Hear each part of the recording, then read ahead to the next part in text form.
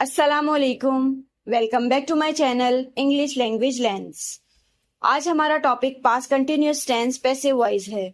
इस वीडियो में मैं आपको बताऊंगी कि हम past continuous tense passive voice का इस्तेमाल क्यों करते हैं और किस तरह से करते हैं। इसके साथ साथ इस वीडियो में मैं आपको ये भी बताऊंगी कि किस तरह से आप past continuous tense passive voice के नेगेटिव, पॉजिटिव और इंट्रोगेटिव सेंटेंसेस को फॉर्म कर सकते हैं। तो सबसे पहले बात करते हैं कि हम past continuous tense passive voice का इस्तेमाल क्यों करते हैं। हम past continuous tense passive voice का इस्तेमाल तब करते हैं जब हमारा फोकस इस बात के ऊपर होता है कि कोई भी एक्शन ऑन गोइंग था पास्ट में, यानी कि माजी में कोई भी काम एक तसलसल के साथ चल रहा था। हमारा जो फोकस होता है पैसिव वॉइस के अंदर वो एक्शन के ऊपर होता है या तो फिर उसके रिजल्ट के ऊपर होता है, और इस बात के ऊपर हमारा फोकस बिल्कुल भी नहीं होता है कि उस एक्शन को करने वाला डूअर कौन है। अब बात करते हैं कि किस तरह से आप past continuous tense passive voice के पॉजिटिव यानी कि अफर्मेटिव सेंटेंसेस को फॉर्म कर सकते हैं। इसके स्ट्रक्चर में आपने सबसे पहले सब्जेक्ट का इस्तेमाल करना है, और पैसिव वॉइस के अंदर हमेशा सब्जेक्ट वो होता है जो किसी भी एक्शन को रिसीव कर रहा होता है, और वो हमारा सब्जेक्ट बिल्कुल भी नहीं होता है जो डूअर होता है, यानी कि जो एक्शन को कर रहा होता है। और क्योंकि ये पास्ट के बारे में बात हो रही है तो सब्जेक्ट के बाद आपने वॉज या तो फिर वर का इस्तेमाल करना है अपने सब्जेक्ट के अकॉर्डिंग। और जैसे कि आपको पता है कि वॉज का इस्तेमाल हम हमेशा फर्स्ट पर्सन यानी कि आई के लिए करते हैं, और इसके अलावा थर्ड पर्सन सिंगुलर के साथ करते हैं, यानी कि ही, शी, इट या कोई भी एक नाम हो या तो फिर कोई भी चीज सिंगुलर हो तो वहां पर हम वॉज का इस्तेमाल करते हैं।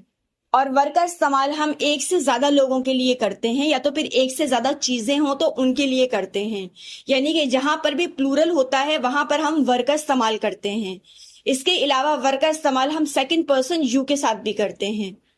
और क्योंकि ये पास्ट कंटिन्यूअस टेंस है तो यहाँ पर दिखाया जा रहा है कि माजी में कोई भी काम एक तसलसल के साथ हो रहा था, तो इसीलिए यहाँ पर उस कंटिन्यूटी को दिखाने के लिए हमने वॉज या वर के बाद बीइंग का इस्तेमाल करना है। और पैसिव वॉइस के अंदर चाहे टेंस कोई भी हो लेकिन हम हमेशा वर्ब की थर्ड फॉर्म का इस्तेमाल करते हैं, तो यहाँ पर भी हमने वर्ब की थर्ड फॉर्म का ही इस्तेमाल करना है। तो इस तरह से आपका ये स्ट्रक्चर बनेगा सब्जेक्ट प्लस वॉज या वर प्लस बीइंग प्लस वर्ब की थर्ड फॉर्म। मैं आपको इसकी कुछ एग्जांपल्स देकर समझाती हूँ ताकि आपको अच्छी तरह से समझ में आ जाए कि हम past continuous tense passive voice का इस्तेमाल क्यों करते हैं और हम इसके पॉजिटिव सेंटेंसेस को किस तरह से फॉर्म कर सकते हैं। तो यहाँ पर आप इसके एग्जाम्पल को कुछ इस तरह से समझिए कि आप कहना चाहते हैं कि टूटी हुई खिड़की को ठीक किया जा रहा था। अब यहाँ पर इस जुमले को गौर से देखिए कि इसके अंदर सिर्फ और सिर्फ अपने काम को फोकस में रखा हुआ है और आपने ये नहीं बताया है कि इसका डूअर कौन है, यानी कि खिड़की को कौन ठीक कर रहा था। हम पैसिव वॉइस के अंदर डूअर को इसलिए मेंशन नहीं करते हैं क्योंकि हो सकता है कि सुनने वाले के लिए और बोलने वाले के लिए डूअर इतना गैर जरूरी हो कि उसे मेंशन करना हम जरूरी नहीं समझते हैं, या तो हो सकता है कि जो डूअर है वो सुनने वाले के लिए भी और बोलने वाले के लिए भी अननोन हो, और ये भी हो सकता है कि सुनने वाले के लिए और बोलने वाले के लिए जो डूअर है वो इतना ऑब्वियस है कि उसे मेंशन करना वहां पर भी जरूरी नहीं है क्योंकि दोनों को ही पता है कि ये काम किसने किया है। जैसे अभी ये जुमला मैंने आपको बताया कि टूटी हुई खिड़की को ठीक किया जा रहा था। अब यहाँ पर जो काम है उसके ऊपर फोकस है, यानी कि माजी में कोई भी काम मुसलसल हो रहा था। अब वो काम कौन कर रहा था ये बताना जरूरी नहीं है, बस जो काम हो रहा था वो बताना ज्यादा जरूरी है। तो यहाँ पर भी इस सेंटेंस को कहने के लिए आपने पैसिव वॉइस का इस्तेमाल करते हुए कहना है the broken window was being fixed, यानी कि टूटी हुई खिड़की को ठीक किया जा रहा था। लेकिन अगर इसी सेंटेंस को हमने एक्टिव वॉइस के अंदर बताना होता तो हम कहते they were fixing the broken window, यानी कि वो टूटी हुई खिड़की को ठीक कर रहे थे। अब आप देखिए कि एक्टिव वॉइस के अंदर दे हमारा सब्जेक्ट है क्योंकि दे हमारा डूअर है एक्टिव वॉइस के अंदर। अब क्योंकि दे एक से ज्यादा है यानी कि प्लूरल है तो इसीलिए हमने दे के बाद वर का इस्तेमाल किया है। और क्योंकि ये पास्ट कंटिन्यूअस टेंस के बारे में बात हो रही है यानी कि कंटिन्यूटी के बारे में बात हो रही है माजी की, तो इसीलिए हमने यहाँ पर वर्ब की आईएनजी फॉर्म का इस्तेमाल किया है, यानी कि हमने फिक्स की जगह फिक्सिंग का इस्तेमाल किया है। फिर हमने यहाँ पर हमारा ऑब्जेक्ट बताया है यानी कि द ब्रोकन विंडो, टूटी हुई खिड़की। तो एक्टिव वॉइस के अंदर दे हमारा सब्जेक्ट है और द ब्रोकन विंडो हमारा ऑब्जेक्ट है। लेकिन जब हमने सेंटेंस को चेंज किया है पैसिव वॉइस के अंदर, तो जैसे कि मैंने आपको बताया है कि पैसिव वॉइस के अंदर हमेशा जो डूअर होता है वो सब्जेक्ट नहीं होता है, बल्कि जो किसी भी एक्शन को रिसीव कर रहा होता है वो होता है हमारा सब्जेक्ट। तो यहाँ पर द ब्रोकन विंडो हमारा सब्जेक्ट है पैसिव वॉइस के अंदर, क्योंकि द ब्रोकन विंडो फिक्स होने का जो एक एक्शन है उसे रिसीव कर रहा है, क्योंकि जो ठीक किया जा रहा है वो द ब्रोकन विंडो को ठीक किया जा रहा है। तो इसीलिए यहाँ पर द ब्रोकन विंडो हमारा सब्जेक्ट है। और पैसिव वॉइस के अंदर हमने हमारे सब्जेक्ट को देखते हुए यानी कि द ब्रोकन विंडो को देखते हुए वॉज का इस्तेमाल किया है, क्योंकि ये सिंगुलर है। उसके बाद फिर हमने बीइंग का इस्तेमाल किया है और फिर वर्ब की थर्ड फॉर्म का इस्तेमाल किया है यानी कि फिक्स्ड। तो इस तरह से हमारा सेंटेंस बनता है the broken window was being fixed, यानी कि टूटी हुई खिड़की को ठीक किया जा रहा था। अगर आप पैसिव वॉइस के अंदर डूअर को मेंशन करना भी चाहते हैं तो आप सेंटेंस के आखिर में बाय लगाकर डूअर को मेंशन कर सकते हैं। यहाँ पर आपने बाय लगाकर डैम लगाना है, क्योंकि आपका जो एक्टिव वॉइस के अंदर सब्जेक्ट है वो दे है। तो इसीलिए जब आप पैसिव वॉइस के अंदर डूअर को मेंशन करेंगे सेंटेंस के आखिर में तो आप बाय लगाकर डैम लगाएंगे, यानी कि फिर आप कहेंगे the broken window was being fixed by them. लेकिन ज्यादातर पैसिव वॉइस के अंदर हम डूअर को मेंशन नहीं करते हैं और बाय लगाकर बात नहीं करते हैं। यहाँ पर इसकी एक और एग्जाम्पल को समझिए, जैसे कि आप कहना चाहते हैं कि बैठक को सजाया जा रहा था।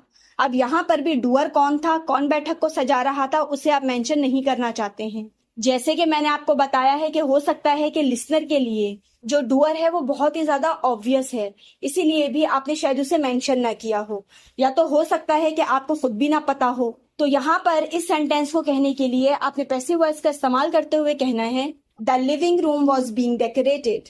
लेकिन अगर इसी सेंटेंस को आपने एक्टिव वॉइस के अंदर बताना होता तो आप कहते someone was decorating the living room, यानी कि कोई बैठक को सजा रहा था। अब यहाँ पर जो हमारा सब्जेक्ट है एक्टिव वॉइस के अंदर वो समवन है, चाहे वो अननोन है लेकिन हमने उसे मेंशन कर दिया है, यानी कि जो डूअर है वो समवन है, यानी कि कोई ना कोई तो है।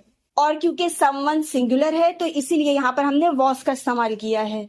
और यहाँ पर एक्टिव वॉइस के अंदर द लिविंग रूम हमारा ऑब्जेक्ट है, लेकिन जब हमने सेंटेंस को चेंज किया है पैसिव वॉइस के अंदर तो यहाँ पर द लिविंग रूम हमारा सब्जेक्ट बन गया है, क्योंकि यहाँ पर लिविंग रूम कुछ नहीं कर रहा है बल्कि कुछ भी लिविंग रूम के साथ हो रहा है, यानी कि जो सजाने की जो एक्टिविटी है यानी कि ये जो एक्शन हो रहा है ये लिविंग रूम के साथ हो रहा है। तो इसीलिए पैसिव वॉइस के अंदर द लिविंग रूम हमारा सब्जेक्ट है, और क्योंकि ये सिंगुलर है तो इसीलिए यहाँ पर हमने वॉज का इस्तेमाल किया है। उसके बाद फिर हमने कंटिन्यूटी को दिखाना है पास्ट की, तो यहाँ पर हमने बीइंग का इस्तेमाल किया है, और उसके बाद फिर वर्ब की थर्ड फॉर्म यानी कि डेकोरेटेड का इस्तेमाल किया है। तो इस तरह से हमारा सेंटेंस बन रहा है the living room was being decorated, यानी कि बैठक को सजाया जा रहा था। यहाँ पर इसकी एक और एग्जाम्पल को देखिए, जैसे कि आप कहना चाहते हैं कि गैराज को साफ किया जा रहा था। अब यहाँ पर भी आपने डूअर को मेंशन नहीं किया है, यानी कि गैराज को कौन साफ कर रहा था, सिर्फ आपने काम बताया है कि माजी में कोई भी काम हो रहा था। क्योंकि हमने डूअर को मेंशन नहीं करना है तो इसीलिए हमने यहाँ पर पैसिव वॉइस का इस्तेमाल करते हुए इस सेंटेंस को कहना है the garage was being cleaned, यानी कि गैराज को साफ किया जा रहा था। लेकिन अगर इसी सेंटेंस को आपने एक्टिव वॉइस के अंदर बताना होता तो आप कहते they were cleaning the garage, यानी कि वो गैराज को साफ कर रहे थे। यहाँ पर एक्टिव वॉइस के अंदर दे हमारा सब्जेक्ट है, क्योंकि ये डूअर है, क्योंकि जो गैराज को साफ करने का काम कर रहे हैं वो दे कर रहे हैं, यानी कि वो कर रहे हैं, और क्योंकि वो एक से ज्यादा हैं यानी कि प्लूरल हैं तो इसलिए हमने वर का इस्तेमाल किया है। और यहाँ पर एक्टिव वॉइस के अंदर द गैराज हमारा ऑब्जेक्ट है, लेकिन जब हमने सेंटेंस को चेंज किया है पैसिव वॉइस में तो यहाँ पर द गैराज हमारा सब्जेक्ट है, क्योंकि जैसे कि मैंने आपको बताया है कि द गैराज यहाँ पर कुछ नहीं कर रहा है, ये डूअर नहीं है बल्कि ये किसी भी एक्शन को रिसीव कर रहा है, यानी कि यहाँ पर जो साफ होने का काम हो रहा है वो गैराज के साथ हो रहा है। और क्योंकि ये सिंगुलर है तो इसीलिए हमने वॉज का इस्तेमाल किया है, और फिर हम कंटिन्यूटी को दिखा रहे हैं माजी की तो इसीलिए हमने वॉज के साथ बीइंग का इस्तेमाल किया है। फिर हमने यहाँ पर वर्ब की थर्ड फॉर्म यानी कि क्लीन्ड का इस्तेमाल किया है। इस तरह से आपका सेंटेंस बनता है the garage was being cleaned, यानी कि गैराज को साफ किया जा रहा था। और यहाँ पर भी अगर आप डूअर को मेंशन करना चाहते हैं तो पैसिव वॉइस के अंदर आप बाय लगाकर सेंटेंस के आखिर में डूअर को मेंशन कर सकते हैं अपने सब्जेक्ट को देखते हुए, यानी कि एक्टिव वॉइस के अंदर अगर आपका सब्जेक्ट दे है तो यहाँ पर पैसिव वॉइस के अंदर आपने बाय देम लगाना है, यानी कि फिर आप कहेंगे the garage was being cleaned by them. अब बात करते हैं कि किस तरह से आप past continuous tense passive voice के नेगेटिव यानी कि इनकारिया जुमलों को फॉर्म कर सकते हैं। यहाँ पर भी आपने सबसे पहले सब्जेक्ट का इस्तेमाल करना है और सब्जेक्ट आपका वही है जो किसी भी एक्शन को रिसीव कर रहा है। डूअर आपका सब्जेक्ट बिल्कुल नहीं हो सकता है। और फिर यहाँ पर भी आपने सब्जेक्ट के अकॉर्डिंग वॉज या फिर वर का इस्तेमाल करना है। और क्योंकि ये इनकारिया जुमले हैं तो नॉट का इस्तेमाल करना है। और फिर हम क्योंकि कंटिन्यूटी को दिखा रहे हैं माजी की, तो इसीलिए आपने बीइंग का इस्तेमाल करना है। और यहाँ पर भी आपने वर्ब की थर्ड फॉर्म का इस्तेमाल करना है। तो इस तरह से आपका स्ट्रक्चर बनेगा सब्जेक्ट प्लस वॉज या verb plus not plus being plus verb की थर्ड फॉर्म। यहाँ पर इसकी भी कुछ एग्जांपल्स देकर मैं आपको समझाती हूँ ताकि ये दोनों बातें आपको अच्छी तरह से समझ में आ जाएं कि हम past continuous tense passive voice का इस्तेमाल क्यों करते हैं, और साथ साथ ये भी समझ में आ जाए कि इसके नेगेटिव सेंटेंसेस को आपने किस तरह से फॉर्म करना है। यहाँ पर आप इसकी एग्जाम्पल को कुछ इस तरह से समझिए कि आप किसी को बताना चाहते हैं कि टूटे हुए नल की मुरम्मत नहीं की जा रही थी। अब यहाँ पर डूअर कौन था, यानी कि कौन काम को नहीं कर रहा था, उसे आप मेंशन नहीं करना चाहते हैं। आपका फोकस सिर्फ इस बात के ऊपर है कि कौन सा काम नहीं हो रहा था। तो यहाँ पर भी इस सेंटेंस को कहने के लिए अपने पैसिव वॉइस का इस्तेमाल करते हुए कहना है the broken faucet was not being fixed. Broken faucet कहते हैं टूटे हुए नल को, लेकिन अगर इसी सेंटेंस को आपने बताना होता एक्टिव वॉइस के अंदर तो आप कहते they were not fixing the broken faucet, यानी कि वो टूटे हुए नल की मुरम्मत नहीं कर रहे थे। अब यहाँ पर एक्टिव वॉइस के अंदर दे हमारा सब्जेक्ट है, क्योंकि किसी भी काम को करने वाला दे है, यानी कि यही हमारा डूअर है। और क्योंकि दे एक से ज्यादा है यानी कि प्लूरल है, तो इसीलिए हमने वर का इस्तेमाल किया है। और यहाँ पर एक्टिव वॉइस के अंदर द ब्रोकन फॉसेट हमारा ऑब्जेक्ट है, लेकिन जब हमने सेंटेंस को चेंज किया है पैसिव वॉइस के अंदर तो यहाँ पर द ब्रोकन फॉसेट हमारा सब्जेक्ट है, क्योंकि मुरम्मत के अमल को यानी कि इस एक्शन को जो रिसीव कर रहा है वो ब्रोकन फॉसेट है। और क्योंकि ये सिंगुलर है तो इसीलिए हमने वॉज का इस्तेमाल किया है। उसके बाद फिर क्योंकि इनकारिया जुमला है तो नॉट का इस्तेमाल किया है। और क्योंकि हम कंटिन्यूटी को दिखा रहे हैं तो बीइंग का इस्तेमाल किया है। और फिर मुरम्मत करना काम है, एक्शन है, वर्ब है, तो इसीलिए उसकी थर्ड फॉर्म का इस्तेमाल किया है यानी कि फिक्स्ड। तो इस तरह से आपका सेंटेंस बनता है the broken faucet wasn't being fixed, यानी कि टूटे हुए नल की मुरम्मत नहीं की जा रही थी। और जैसे कि मैंने आपको बताया है कि पैसिव वॉइस के अंदर यहाँ पर भी आप बाय लगाकर सेंटेंस के आखिर में डूअर को मेंशन कर सकते हैं। यहाँ पर इसकी एक और एग्जांपल को समझिए, जैसे कि आप कहना चाहते हैं कि खानदानी तस्वीरें तरतीब नहीं दी जा रही थी, यानी कि फैमिली फोटोज तरतीब नहीं दी जा रही थी। अब यहाँ पर भी कौन उन्हें तरतीब नहीं दे रहा था, यानी कि डूअर कौन था और कौन नहीं था, आप इस बात को मेंशन बिल्कुल नहीं करना चाहते हैं। सिर्फ और सिर्फ आपका फोकस काम के ऊपर है कि कोई भी काम माजी में नहीं हो रहा था, अब उसे कौन नहीं कर रहा था ये आप बताना जरूरी नहीं समझते हैं, क्योंकि हो सकता है कि वो लिसनर के लिए बहुत ही ज्यादा ऑब्वियस हो सकता है कि आपको खुद ही ना पता हो, या तो फिर हो सकता है कि वो लिसनर के लिए इतना गैर जरूरी है कि आप उसे मेंशन नहीं करना चाहते हैं। तो यहाँ पर भी इस सेंटेंस को कहने के लिए आपने पैसिव वॉइस का इस्तेमाल करते हुए कहना है the family photos were not being organised, यानी कि खानदानी तस्वीरें तरतीब नहीं दी जा रही थी। लेकिन अगर इसी सेंटेंस को आपने एक्टिव वॉइस के अंदर बताना होता तो आप कहते she wasn't organising the family photos, यानी कि वो खानदानी तस्वीरों को तरतीब नहीं दे रही थी। अब यहाँ पर एक्टिव सेंटेंस के अंदर शी हमारा सब्जेक्ट है, क्योंकि शी डूअर है जो किसी भी काम को नहीं कर रही थी। और यहाँ पर द फैमिली फोटोज हमारा ऑब्जेक्ट है, लेकिन जब हमने सेंटेंस को चेंज किया है पैसिव वॉइस के अंदर तो यहाँ पर द फैमिली फोटोज हमारा सब्जेक्ट है, क्योंकि यहाँ पर द फैमिली फोटोज कुछ नहीं कर रहा है बल्कि द फैमिली फोटोज के साथ कुछ हो रहा है, यानी कि जो तरतीब देने का काम है उसे रिसीव कर रहा है द फैमिली फोटोज। तो इसीलिए यही हमारा यहाँ पर सब्जेक्ट है। और क्योंकि फैमिली फोटोज एक से ज्यादा है यानी कि प्लूरल है तो यहाँ पर हमने वर का इस्तेमाल किया है। और फिर क्योंकि ये इनकारिया जुमला है यानी कि नेगेटिव सेंटेंस है तो नॉट का इस्तेमाल किया है। और फिर हम कंटिन्यूटी को दिखा रहे हैं तो बीइंग का इस्तेमाल किया है। और फिर तरतीब देना कोई काम है तो इसीलिए उसकी थर्ड फॉर्म का इस्तेमाल किया है यानी कि ऑर्गेनाइज्ड। तो इस तरह से हमारा सेंटेंस बनता है the family photos were not being organised, यानी कि खानदानी तस्वीरें तरतीब नहीं दी जा रही थी। और जैसे कि मैंने आपको बताया है कि अगर आप डूअर को मेंशन करना चाहते हैं तो आप बाय लगाकर सेंटेंस के आखिर में डूअर को मेंशन कर सकते हैं। अब क्योंकि एक्टिव वॉइस के अंदर हमारा सब्जेक्ट शी है तो अगर आपने पैसिव वॉइस के अंदर डूअर को मेंशन करना है बाय लगाकर तो आप बाय हर लगाएंगे। अब बात करते हैं कि किस तरह से आप past continuous tense passive voice के इंट्रोगेटिव यानी कि सवालिया जुमलों को फॉर्म कर सकते हैं। इसका स्ट्रक्चर कुछ ऐसा है कि यहाँ पर आपने सबसे पहले वॉज या वर का इस्तेमाल करना है अपने सब्जेक्ट के अकॉर्डिंग। उसके बाद फिर आपने सब्जेक्ट बताना है, उसके बाद फिर बीइंग का इस्तेमाल करना है और फिर यहाँ पर भी वर्ब की थर्ड फॉर्म का इस्तेमाल करना है। तो इस तरह से आपका स्ट्रक्चर बनेगा वॉज या वर plus subject plus being plus verb की थर्ड फॉर्म। यहाँ पर मैं आपको इसकी कुछ एग्जांपल्स देकर समझाती हूँ ताकि अच्छी तरह से आपके जहन में बैठ जाए कि हम past continuous tense passive voice का इस्तेमाल क्यों करते हैं, और इसके साथ साथ आपको ये भी पता चल जाए कि इसके इंट्रोगेटिव सेंटेंसेस को यानी कि सवालिया जुमलों को आपने किस तरह से फॉर्म करना है। इसकी एग्जाम्पल को आप कुछ इस तरह से समझिए कि आप किसी से पूछना चाहते हैं कि क्या पार्टी के लिए केक तैयार किए जा रहे थे। अब यहाँ पर भी आप डूअर को मेंशन नहीं करना चाहते हैं क्योंकि आप ये जानने में बिल्कुल भी इंटरेस्टेड नहीं हैं कि कौन केक को तैयार कर रहा था या कौन नहीं कर रहा था। आप सिर्फ और सिर्फ ये सवाल पूछना चाहते हैं कि कोई भी काम हो रहा था या नहीं हो रहा था, क्योंकि आपके लिए काम जरूरी है। अब उसे कौन कर रहा था ये जानना आपके लिए बिल्कुल भी जरूरी नहीं है। तो यहाँ पर इस सवाल को पूछने के लिए भी आपने पैसिव वॉइस का इस्तेमाल करते हुए पूछना है were the cakes being baked for the party, यानी कि क्या पार्टी के लिए केक तैयार किए जा रहे थे। लेकिन अगर इसी सेंटेंस को आपने पूछना होता एक्टिव वॉइस के अंदर तो आप पूछते was someone baking the cakes for the party, यानी कि क्या कोई पार्टी के लिए केक बना रहा था या फिर तैयार कर रहा था। एक्टिव वॉइस के अंदर समवन हमारा सब्जेक्ट है क्योंकि वही डूअर है, और समवन क्योंकि सिंगुलर है तो इसीलिए हमने वॉज का इस्तेमाल किया है। उसके बाद फिर हमने कंटिन्यूटी को दिखाना था तो इसीलिए हमने बेकिंग का इस्तेमाल किया है, यानी कि वर्ब की आईएनजी फॉर्म का इस्तेमाल किया है।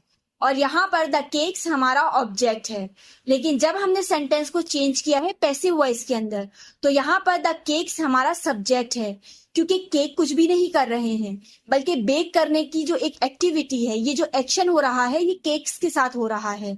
और केक क्योंकि एक से ज्यादा है तो आपने सबसे पहले वर का इस्तेमाल करना है क्योंकि ये प्लूरल है हमारा सब्जेक्ट, और उसके बाद फिर हमने हमारे सब्जेक्ट का इस्तेमाल करना है यानी कि द केक्स।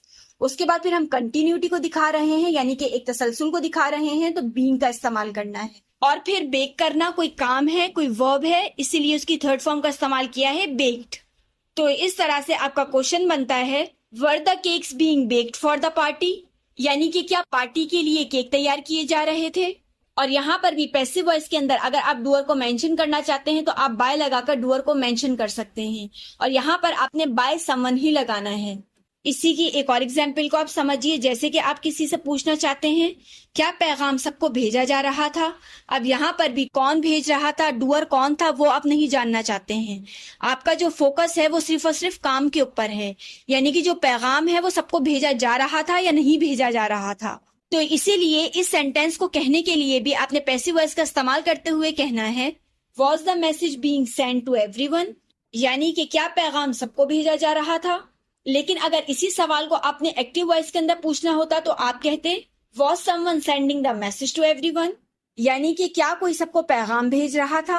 तो यहाँ पर एक्टिव वॉइस के अंदर समवन अगेन हमारा सब्जेक्ट है क्योंकि जो डूअर है वो समवन है, और क्योंकि समवन सिंगुलर है तो इसीलिए हमने यहाँ पर वॉज का इस्तेमाल किया है। और एक्टिव वॉइस के अंदर द मैसेज हमारा ऑब्जेक्ट है, लेकिन जब हमने सेंटेंस को चेंज किया है पैसिव वॉइस के अंदर तो यहाँ पर द मैसेज हमारा सब्जेक्ट बन गया है, क्योंकि जो भेजने का जो एक्शन हो रहा है वो मैसेज के साथ हो रहा है।